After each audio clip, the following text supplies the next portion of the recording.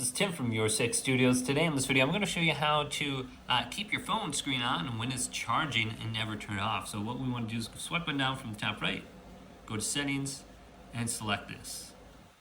Now in here, scroll all the way down to the bottom and go to where it says About Phone, and then find build number and tap this 5 or 6 times to unlock the developer options. Then go back. And then we want to go to the developer options. So this is going to be under system and updates for me. If you swipe up, you might find it under About Phone. But here's developer options right here. Locate this and then turn it on.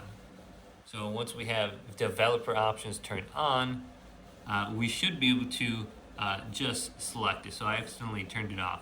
So let me go back down to build number and it should unlock. Let me draw my pattern. And then I am a developer. Okay, let's go back now. And we are going to be looking for the option called Stay Awake. So mine is right here. It says keep screen on when charging. Just turn this on and it will never turn off on you. And you're good to go. Hopefully this video did indeed help you out. If it did, leave it a big thumbs up. And subscribe to my channel down below for more tech videos coming up next on Your Six Studios.